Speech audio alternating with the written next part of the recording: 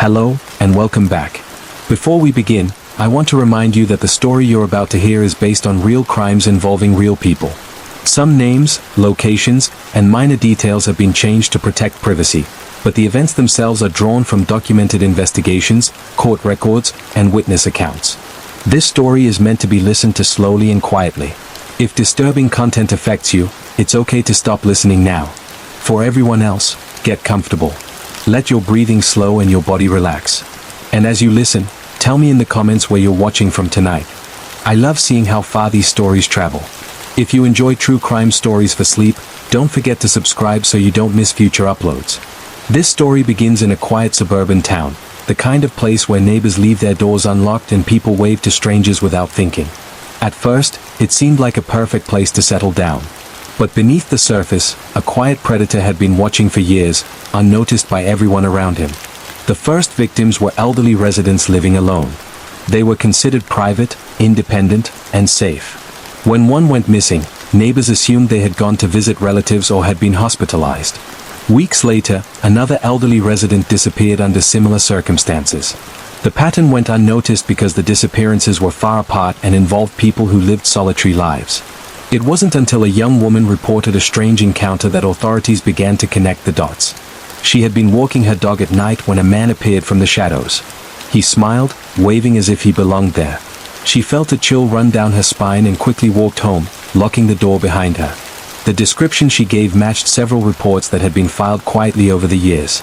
Investigators discovered that the man had been living a double life. By day, he worked at a local hardware store and volunteered at community events. By night, he tracked residents' routines, noting who left for work, who went shopping, and who was home alone. He had detailed notebooks filled with observations, phone numbers, addresses, and even diagrams of homes and surrounding streets. When authorities searched his home, they found evidence of long-term planning. Items belonging to multiple victims were carefully stored: personal identification, clothing, and photographs, each labeled with dates and locations. What made the case chilling was not just the crimes themselves, but the patience and precision with which they were carried out. He had no impulsive tendencies. He waited, observed, and struck only when the opportunity was safest for him. Another layer to the investigation revealed that he had installed hidden cameras and listening devices in homes he had entered. Some victims were monitored for weeks before any harm came to them. Investigators concluded that he enjoyed the control and fear itself, not simply the possession of belongings or other material things. A related case surfaced in a nearby town, where a college student reported being followed home after classes. She noticed the same car parked on multiple streets, the same figure appearing in alleys and near crosswalks. She reported it to campus security, and officers traced the vehicle back to the same man. It became clear that he didn't limit himself to one neighborhood. He moved quietly from place to place, choosing victims whose routines he could predict and who were least likely to raise alarm quickly. During his trial, the psychological evaluation revealed a chilling insight. He did not see his victims as people. He saw them as objects, as moving pieces in a game he controlled. What made him most dangerous was his ability to blend in, to appear normal, and to exploit the assumptions of trust that communities naturally extend to familiar faces. This case is a reminder that danger doesn't always announce itself. Sometimes it smiles. Sometimes it helps. Sometimes it lives quietly next door, attending the same events, waving politely, waiting for moments of opportunity. True crime often teaches us to trust our instincts, to pay attention to subtle signs, and to understand that routine and familiarity can sometimes be exploited. Awareness, vigilance, and intuition are our strongest protections. Thank you for listening. If you're still here, tell me where you're watching from tonight, and don't forget to subscribe for more true crime stories for sleep, based on real events and told calmly, slowly, and without interruption. Sleep well tonight, and stay aware. Hello, and welcome back. Before we begin, I want to gently remind you that the story you're about to hear is based on real crimes involving real people. Certain names, locations, and identifying details have been changed, but the events themselves are drawn from documented investigations, witness statements, and court records. This story is meant to be listened to slowly and quietly. If disturbing content affects you, it's okay to stop listening now. For everyone else, settle in. Let the world outside fade away. And as you listen, tell me in the comments where you're watching from tonight. I read every one. If you enjoy these true crime stories for sleep, don't forget to subscribe so you don't miss future uploads. This story begins with a stretch of highway that locals avoided after dark. Not because it was dangerous in an obvious way, but because it felt wrong. The road cut through long miles of forest and farmland, with few lights and even fewer buildings. People used it every day, but at night, it became quiet in a way that felt unnatural. The first person disappeared after their car broke down along that road. A passing driver reported seeing the vehicle pulled onto the shoulder with its hazard lights on. By morning, the car was still there, but the driver was gone. Police assumed they had accepted a ride and left the area voluntarily. Weeks later, another car was found abandoned only a few miles away. Then another. Each time, the scene was the same. No signs of a struggle. Doors closed. Personal belongings still inside. The disappearances were spread out over months, and because the victims came from different towns, the cases weren't immediately connected. The pattern began to emerge when a tow truck operator mentioned something strange. He recalled seeing the same pickup truck parked nearby during 2 separate recoveries. The driver never approached. He just sat there with his headlights off, watching. Investigators began reviewing old traffic footage and found the pickup appearing again and again near the times vehicles were abandoned. It belonged to a man who lived less than 10 minutes from the highway. He worked as a roadside assistance contractor and frequently responded to breakdowns in that area. He had tools, a uniform, and a reason to stop. When questioned, he explained that he often pulled over to help stranded drivers. He said it was part of being a decent person. Many people remembered him. Some even described him as kind. A search of his property revealed something far more disturbing. Hidden behind a locked shed were personal items belonging to multiple missing people. Shoes, jackets, phones wrapped carefully in plastic. Each item was labeled with a date and a location. Investigators realized he didn't see the victims as people, but as moments in time. As police dug deeper, they uncovered reports that had been dismissed for years. Drivers who said a man had offered help but made them uncomfortable. People who noticed their cars were touched or moved when they returned from rest stops. Each report alone seemed minor. Together, they told a story of escalation. Another case tied into the investigation involved a woman who survived an encounter on that same highway. Her car overheated late at night. The pickup pulled over within minutes. The man offered to drive her to a gas station. Something in his tone made her hesitate. Instead, she pretended to call a friend and said help was already on the way. The man left immediately. She later learned how close she had come. In a separate but related discovery, police linked the suspect to a series of disappearances near rest areas across state lines. He traveled frequently for work. Each disappearance lined up with his schedule. He chose places where people were already vulnerable, already stressed, already eager to accept help. Perhaps the most unsettling detail came from his interview with investigators. He said he never forced anyone. He waited for them to trust him. He relied on exhaustion, isolation, and the belief that help is always safe. Another connected case uncovered during the investigation involved a man who worked overnight at a train station. He assisted travelers, answered questions, and helped carry luggage. Several passengers reported missing bags or delayed arrivals, but nothing serious, until a missing person case traced back to the station. Surveillance footage showed the employee guiding the victim into a restricted area under the guise of helping them. In both cases, the common thread was access paired with authority. A uniform. A role. A reason to be trusted. These crimes didn't happen in dark alleys or abandoned buildings. They happened in moments of vulnerability. On roadsides. In transit spaces. In the brief pauses between destinations. One investigator later described the danger as quiet and patient. It didn't chase. It waited. It depended on routine and assumption. On the idea that bad things happen somewhere else. True crime reminds us that safety isn't just about where we are, but how aware we remain. that listening to discomfort can matter more than politeness, and that help should never come at the cost of instinct. Thank you for listening. If you're still here, let me know where you're watching from, and don't forget to subscribe for more true crime stories for sleep, based on real events and told calmly, slowly, and without interruption. Sleep well tonight, and stay aware. Hello, and welcome back. Before we begin, I want to remind you that the story you're about to hear is based on real crimes involving real people. Certain names, locations, and identifying details have been changed to protect privacy, but the events themselves come from documented investigations, court records, and witness statements. This story is meant to be listened to slowly and quietly. If disturbing content affects you, it's okay to stop listening now. For everyone else, settle in. Let your breathing slow. Let the tension of the day fade away. And as you listen, tell me in the comments where you're watching from tonight.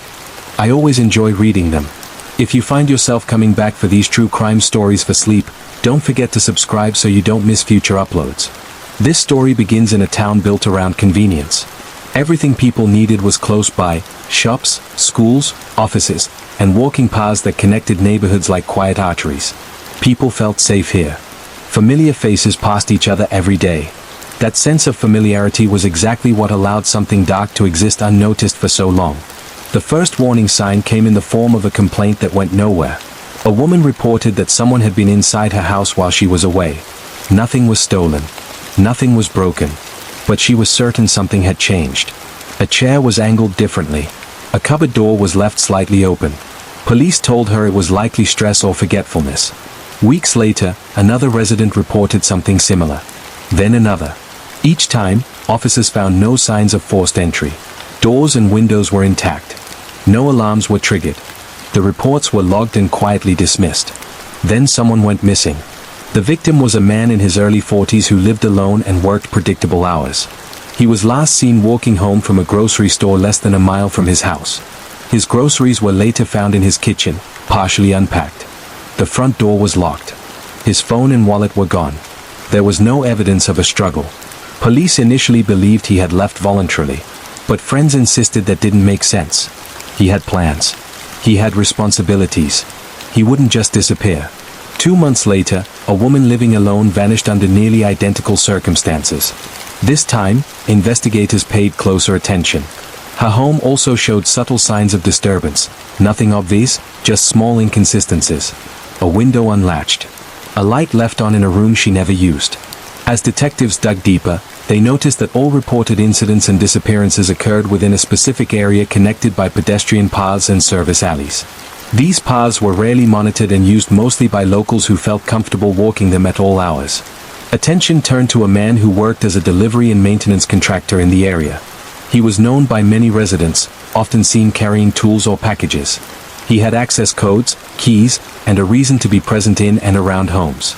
People trusted him because he looked like he belonged. When police searched his vehicle, they found notebooks filled with dates, addresses, and observations. Notes like alone, returns late, and no visitors. Some entries were marked complete. Others were circled. A search of a rented storage unit revealed personal belongings from multiple missing people. Shoes, bags, identification cards. Items that held no monetary value but deep personal significance. Everything was carefully organized. Investigators soon realized the reports of someone being inside homes without stealing anything were part of the same pattern. He had been entering houses just to observe, to learn routines, to test access points. Sometimes he stayed only minutes. Other times, hours. He moved silently, carefully, leaving as little evidence as possible. Another disturbing detail emerged when police reviewed years of overlooked security footage.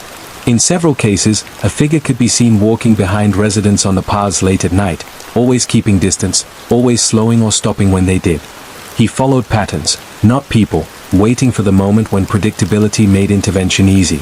A separate case uncovered during the investigation involved a woman who had narrowly avoided becoming a victim. She returned home unexpectedly one afternoon and found her bathroom light on. She was certain she had turned it off. As she stood in the hallway, she heard a soft sound, like fabric brushing against a wall. She left immediately and called police. The intruder escaped through a back door. Her report helped investigators narrow their timeline. As more evidence came to light, authorities realized the crimes extended beyond the town. Similar disappearances had occurred in neighboring areas with the same pedestrian infrastructure, the same kind of access, the same sense of safety. During interrogation, the man admitted that he preferred places where people felt comfortable, where they moved without thinking. He said routines made everything easier. He didn't rush. He waited. He relied on people dismissing small signs because acknowledging them felt inconvenient or embarrassing. Perhaps the most unsettling aspect of the case was how many people had interacted with him. He had been inside dozens of homes. He had been trusted, welcomed, thanked. His presence had never raised alarms because it matched expectations. In the aftermath, residents struggled with a new awareness. They questioned memories, sounds they had ignored, moments they had brushed aside. The town installed new lighting, new cameras, new locks. But what changed most was how people listened to their instincts. This story, like so many others in true crime, is not just about what happened, but about how it was allowed to happen. About how familiarity can become a blind spot. About how danger doesn't always force its way in, it often waits to be invited through assumption and routine. True crime reminds us that awareness is not fear. It's attention. It's listening to small discomforts before they become something larger. It's understanding that safety is not guaranteed by familiarity alone. Thank you for listening. If you're still here, tell me where you're watching from tonight, and don't forget to subscribe for more true crime stories for sleep, based on real events and told calmly, slowly, and without interruption. Sleep well tonight, and stay aware. Hello, and welcome back. Before we begin, I want to remind you that the story you're about to hear is based on real crimes involving real people. Certain names, locations, and identifying details have been changed to protect privacy, but the events themselves are drawn from documented investigations, court records, and witness testimony. This story is meant to be listened to slowly and quietly. If disturbing content affects you, it's okay to stop listening now. For everyone else, get comfortable. Let your breathing slow and your body relax. And as you listen, tell me in the comments where you're watching from tonight. I always enjoy reading them. If you enjoy these true crime stories for sleep, don't forget to subscribe so you don't miss future uploads. This story begins in a place designed for short stays. A roadside motel just off a major highway. The kind of place people stop at without thinking, travelers passing through, truck drivers resting for the night, families breaking up long drives. Rooms turned over quickly. Guests came and went, often without learning each other's names. For years, nothing unusual was reported. Then a woman failed to arrive at her destination. She had checked into the motel late at night and sent a message saying she was tired and would continue driving in the morning. That message was the last anyone heard from her. When police contacted the motel, staff said she had checked out early. There was no reason to question it. Months later, another guest vanished after staying at the same motel. Then another. Each case occurred weeks or months apart, in different seasons, involving people from different places. The disappearances were handled by different jurisdictions, and no one initially connected them. The first clue came from an employee who had worked at the motel for several years. He mentioned that a certain room was requested unusually often, even when other rooms were available. Guests staying in that room frequently checked out early or left belongings behind. Sometimes, staff would find personal items in the trash that didn't seem like things people would willingly discard. Investigators reviewed booking records and noticed a pattern. The same employee was often working the desk when those guests checked in. He was described by co-workers as quiet, reliable, and helpful. Guests trusted him because he handled everything calmly and efficiently. He knew which travelers were alone, which rooms were isolated, and which security cameras didn't work properly. When police reviewed old surveillance footage, they noticed something unsettling. On several nights tied to disappearances, the employee could be seen walking toward guest rooms long after his shift ended. Sometimes he carried linens. Sometimes nothing at all. The footage was grainy, incomplete, and often overwritten before it could be reviewed in detail. A search of the motel uncovered a hidden maintenance corridor behind several rooms. It allowed access without passing through public areas. Inside one of the storage spaces connected to the corridor, investigators found items belonging to missing guests. Phones, identification cards, clothing. Each item had been cleaned carefully. As the investigation widened, police discovered similar cases connected to other motels along the same highway. In each instance, the suspect had worked temporarily or filled in for short periods. He moved frequently, staying just long enough to learn routines and vulnerabilities before relocating. Because motels are designed for anonymity, his presence never stood out. Another disturbing detail emerged when detectives interviewed survivors. A man recalled waking briefly in the night to someone standing near the door, assuming it was staff responding to a noise complaint. A woman remembered being offered help carrying luggage to her room, then feeling uncomfortable when the employee lingered too long. At the time, neither thought it was worth reporting. The suspect's method relied on exhaustion and trust. Travelers were tired, disoriented, far from home. They didn't question authority in a uniform. They didn't want trouble. He counted on that hesitation.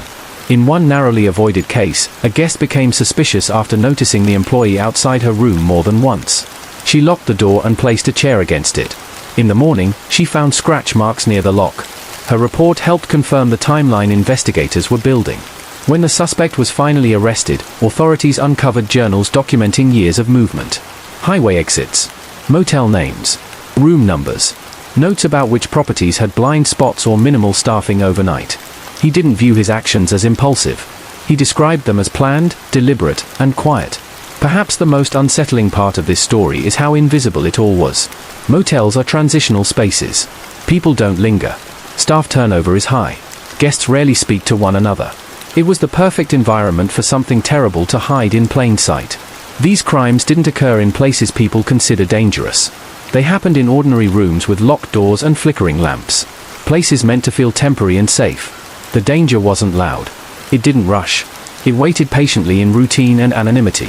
True crime often shows us that safety is not guaranteed by familiarity or convenience. That trust, when combined with exhaustion and isolation, can be exploited. And that listening to discomfort, even when it feels inconvenient, can matter. Thank you for listening.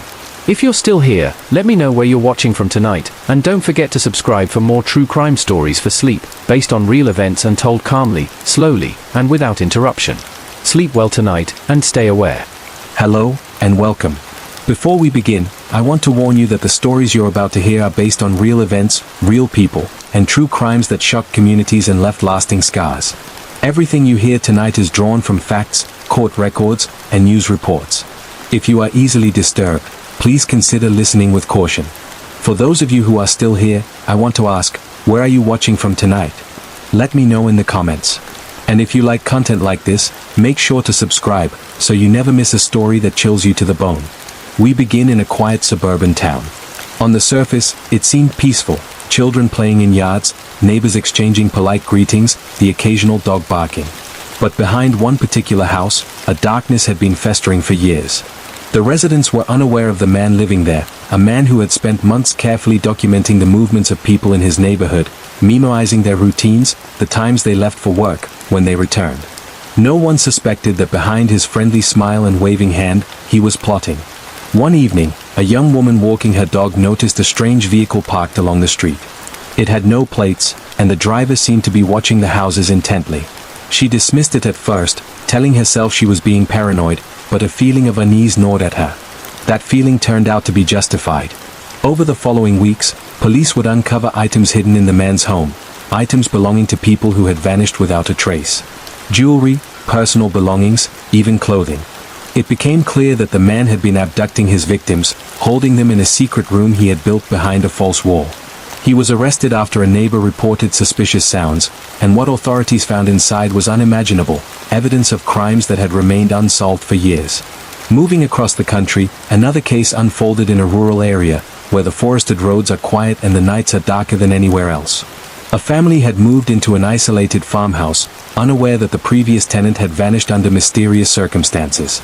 Locals whispered about strange noises in the night, doors creaking open when no one was home, lights flickering in patterns that couldn't be explained. One night, a teenage girl woke to the sound of footsteps in the hall. At first, she thought it was her parents, but the footsteps stopped at her door. A shadow passed across her window. She froze, unable to breathe, as someone quietly knocked, then disappeared. Authorities later found that the previous tenant had been a serial intruder, targeting families who had recently moved into rural homes. He had recorded everything, every movement, every conversation, before he struck. His collection of photographs and video footage was extensive, and police were horrified at the calculated nature of his crimes.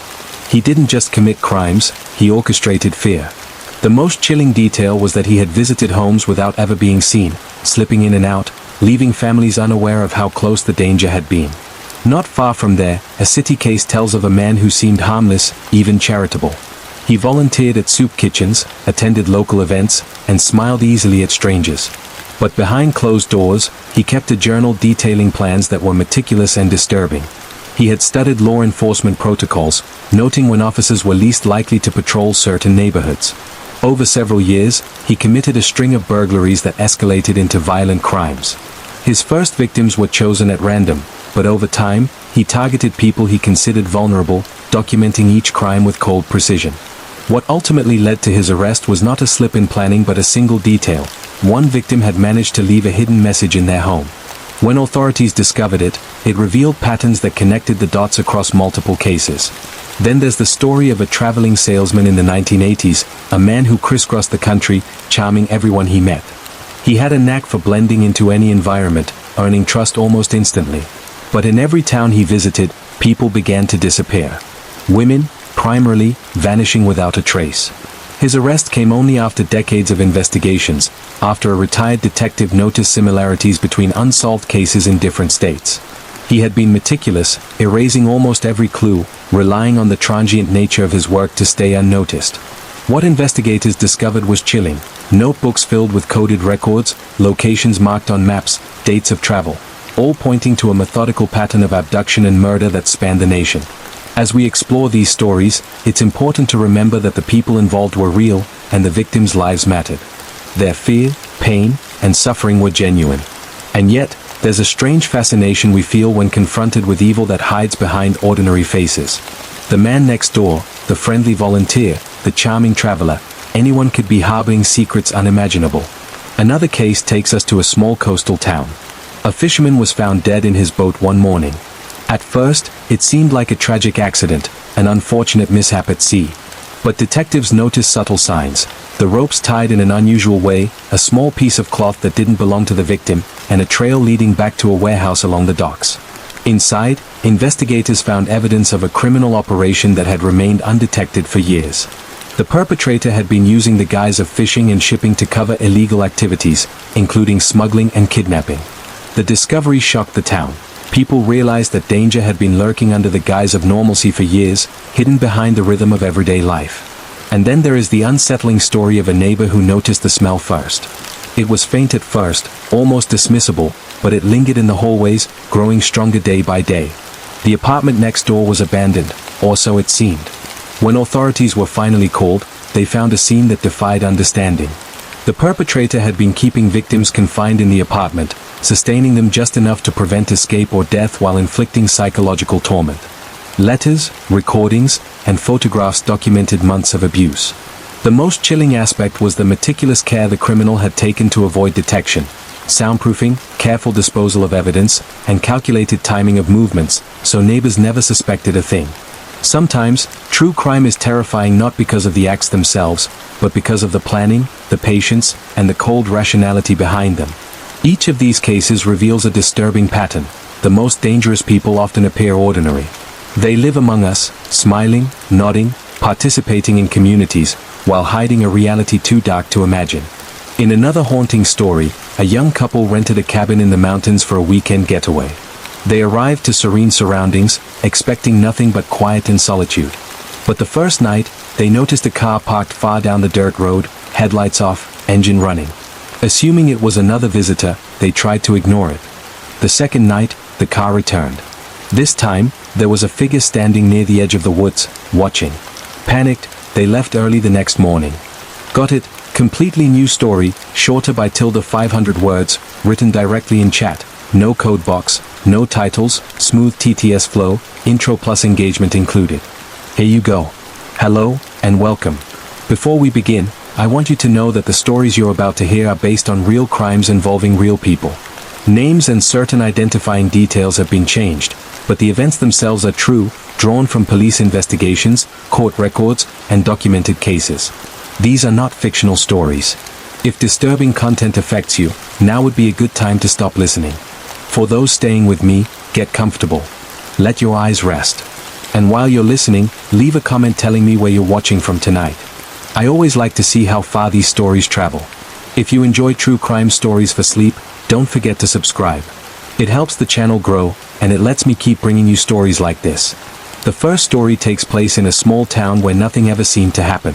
The kind of place where people left their doors unlocked and waved to strangers without thinking twice. A man lived there for nearly 10 years without ever drawing attention to himself. He worked a normal job, paid his bills on time, and never caused trouble. What no one knew was that he spent his nights walking the streets, memorizing routines. Which lights went off at what time? Which houses were empty? Which people lived alone? When he was finally arrested, police found detailed notes inside his home. Floor plans drawn from memory. Lists of addresses. Times written beside names. Some of those names belonged to people who had been missing for years. The town would later learn that several cold cases, long assumed to be unrelated, were all connected to the same quiet man they passed on the sidewalk every day. Another case begins in a large city apartment complex where neighbors rarely spoke.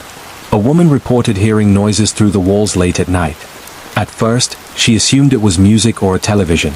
But over time, the sounds became more unsettling. Crying. Muffled voices.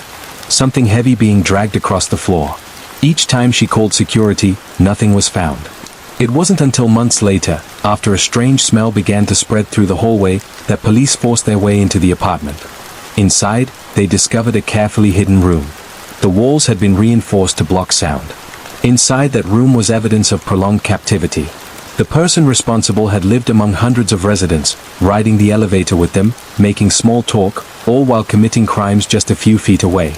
In another disturbing case, a man who traveled for work became the focus of a multi-state investigation. 4 years, disappearances had occurred near highways, rest stops, and small motels. No pattern was found until one investigator noticed that the dates aligned with a single individual's travel schedule. When authorities searched his vehicle, they found tools, restraints, and notebooks filled with coded entries. Each entry corresponded to a victim, reduced to numbers and symbols. Perhaps the most unsettling story comes from a rural area where homes are miles apart. A family began noticing small things out of place. Footprints near their windows. Objects moved slightly from where they had been left. At night, they heard someone walking around their house. They assumed it was animals. One night, a motion light revealed a man standing in their yard, watching the house in silence. He fled before police arrived. Months later, he was arrested for breaking into homes and watching families sleep, sometimes for hours at a time, without ever being noticed.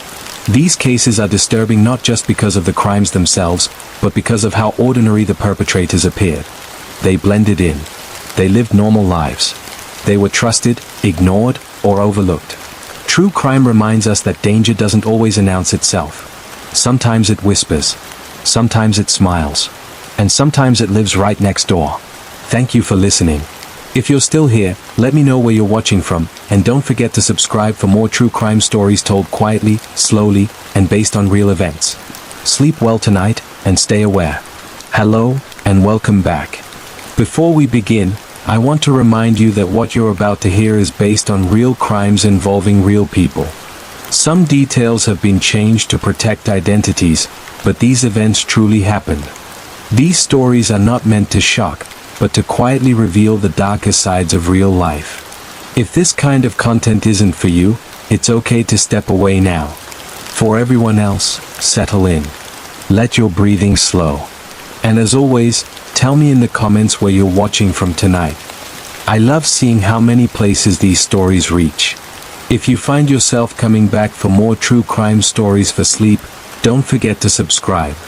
It helps more than you know. This story begins with a missing person report that didn't seem urgent at first. A middle-aged man failed to show up for work. He lived alone, didn't have close family, and was known to take spontaneous trips. His employer waited 3 days before calling police. When officers entered his home, nothing appeared wrong. His wallet was gone. His car was missing. There were no signs of a struggle. The case was quietly filed as a voluntary disappearance. Weeks later, another person vanished. Then another. All lived alone. All had routine lives. All disappeared without signs of violence. The cases were handled separately, spread across neighboring towns, and no one connected them at first. The connection emerged by accident. A patrol officer noticed that each missing person had recently visited the same self-storage facility. At first, it seemed like coincidence. But when detectives pulled security footage, they noticed the same employee helping each of them. He was polite, helpful, and forgettable. He helped them choose unit sizes, explain payment plans, and walked them down narrow hallways lined with metal doors. When questioned, the employee cooperated fully. He answered calmly. He even joked with investigators. He said he saw hundreds of customers every month and barely remembered any of them. But investigators noticed something odd. His access logs showed he entered the facility late at night, often long after closing hours. A warrant was obtained to search the facility. Most units were filled with ordinary items, furniture, boxes, old clothes. But one unit stood out. It was paid for in cash. Always on time. No name on the account. Inside, police found plastic sheeting, restraints, and personal belongings linked to multiple missing people. The employee was arrested that same night. During interrogation, he revealed a routine that had gone unnoticed for years. He targeted people with no close family, no one likely to raise immediate alarm. He used his job to gain trust. Once inside the storage facility after hours, there were no witnesses. No cameras in certain corridors. No sounds that could escape the reinforced walls. What disturbed investigators most was not just the crimes, but how long it went undetected. Customers walked past the unit every day, unaware of what had happened inside. The building sat beside a busy road, surrounded by normal life. Another case takes us to a quiet retirement community. An elderly woman reported receiving phone calls late at night. No one spoke on the other end. Just breathing. Police advised her to block the number. Weeks later, she was found deceased in her home. At first, it appeared to be natural causes. But an autopsy revealed otherwise. Investigators traced the calls to a man who worked as a home maintenance contractor in the area. He had keys to dozens of homes. He knew schedules. He knew who lived alone. Over time, police uncovered a pattern of surveillance and psychological torment before his crimes. He didn't rush. He observed. He waited. Perhaps the most unsettling case comes from a college campus where students felt safe walking at night. A series of assaults occurred in dormitories with no signs of forced entry. Doors were locked. Windows intact. Panic spread as students realized someone had access. The perpetrator turned out to be a former campus employee who had kept a master key after being dismissed. 4 months, he moved freely through buildings after midnight.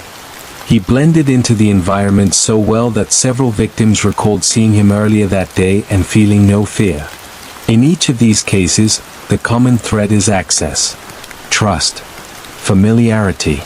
The crimes didn't happen in dark alleys or abandoned places. They happened where people felt secure. Where they assumed nothing bad could happen.